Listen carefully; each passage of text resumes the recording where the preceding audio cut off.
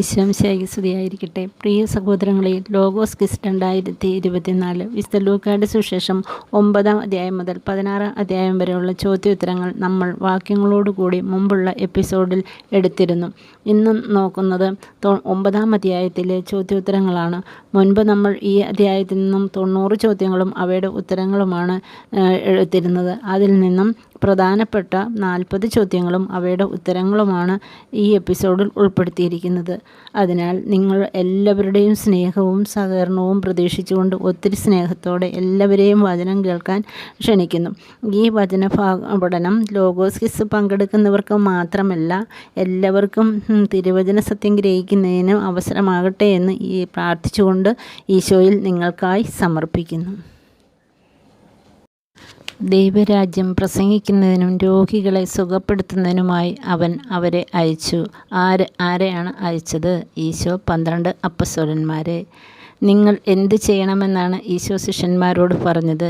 ഏത് വീട്ടിൽ പ്രവേശിക്കുന്നുവോ അവിടെ താമസിക്കുക, അവിടെ നിന്നും പുറപ്പെടുക. ഹേറോദോസ് എന്തിനാണ് പരിഭ്രാന്തനായത്? യേശുവിനെക്കുറിച്ച് കേട്ടിട്ട്. യോഹന്നാൻ മരിച്ചവരിൽ നിന്നും ഉയർത്തപ്പെട്ടിരിക്കുന്നുവെന്ന് ജനങ്ങൾ പറഞ്ഞത് ആരെക്കുറിച്ചാണ്? യേശുവിനെക്കുറിച്ച്. ആര് പ്രത്യക്ഷപ്പെട്ടിരിക്കുന്നു എന്നാണ് ജനങ്ങൾ പറഞ്ഞത്? ഏലിയ.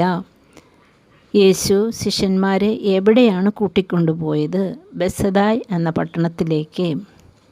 വിശുദ്ധ ലൂക്കായുടെ സുവിശേഷം 9:12 പ്രകാരം അവർ ഇപ്പോൾ ആയിരിക്കുന്ന സ്ഥലം എങ്ങനെയുള്ളതായതുകൊണ്ട് ജനങ്ങളെ താമസിക്കുന്നതിനും ഭക്ഷണം വാങ്ങുന്നതിനും ഗ്രാമങ്ങളിലേക്കും നാട്ടിൻപുറങ്ങളിലേക്കും പറഞ്ഞയക്കണമെന്നാണ് ശിഷ്യന്മാർ ഈശോയോട് ആവശ്യപ്പെട്ടത്.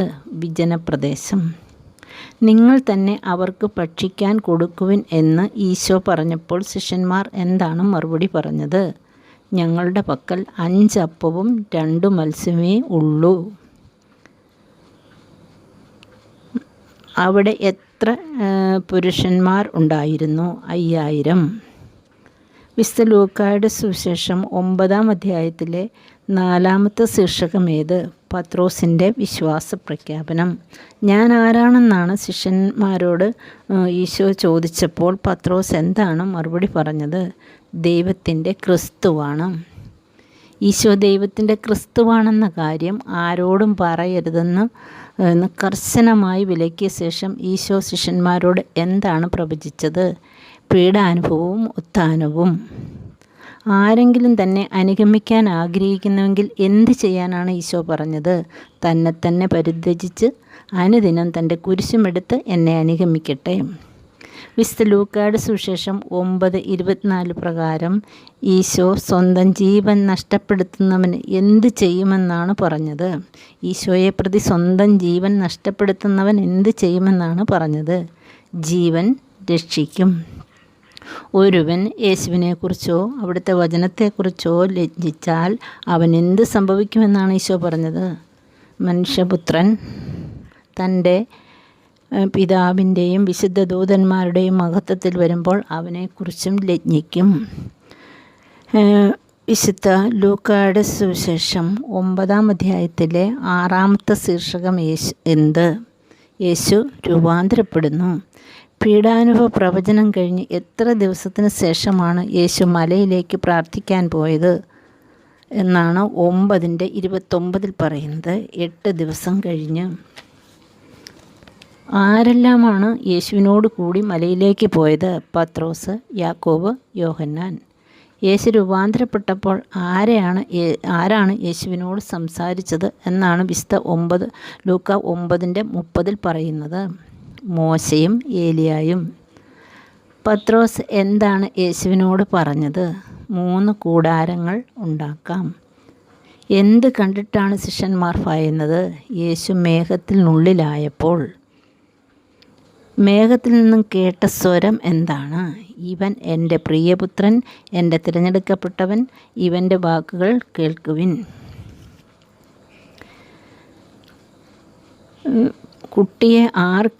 പിശാച് ബാധിച്ച കുട്ടിയെ ആർക്ക് സുഖപ്പെടുത്താൻ കഴിഞ്ഞില്ല എന്നാണ് കുട്ടിയുടെ പിതാവ് പറഞ്ഞത്? യേശുവിൻ്റെ ശിഷ്യന്മാർക്ക്. ഈശോ കുട്ടിയെ എങ്ങനെ സുഖപ്പെടുത്തി? പിശാചിനെ ശാസിച്ച് പുറത്താക്കി.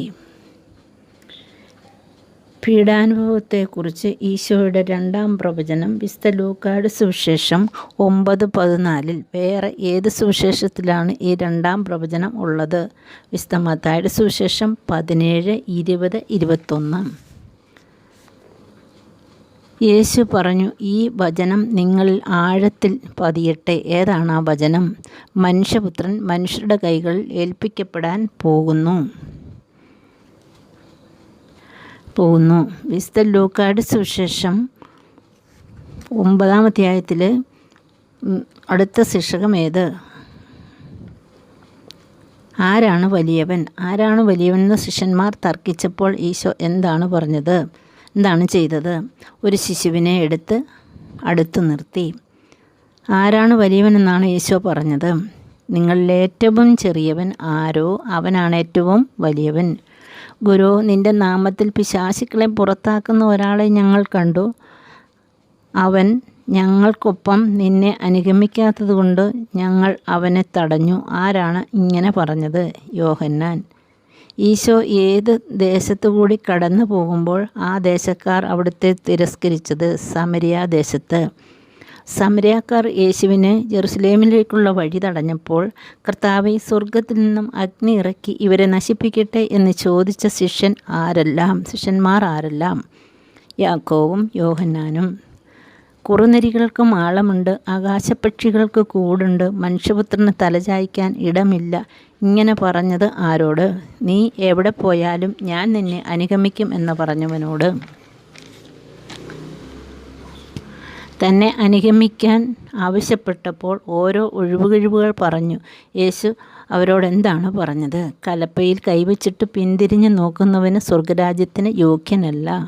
വിശുദ്ധ ലൂക്കായുടെ സുവിശേഷം 9-ാം അധ്യായത്തിൽ എത്ര വാക്യങ്ങളുണ്ട്? 62 വാക്യം. വിശുദ്ധ ലൂക്കായുടെ ജന്മദേശം അന്ത്യോക്യ. ആരുടെ സ്നേഹിതനാണ് വിശുദ്ധ ലൂക്ക? വിശുദ്ധ പൗലോസിൻ്റെ. ആരാണ് അപ്പസ്തോല പ്രവൃത്തിയുടെ രചയിതാവ്? വിശുദ്ധ ലൂക്ക. പ്രിയ സഹോദരങ്ങളെ, നിങ്ങൾ ഈ വചനഭാഗം ശ്രവിച്ചതിന് ഒത്തിരി സ്നേഹത്തോടെ നന്ദി.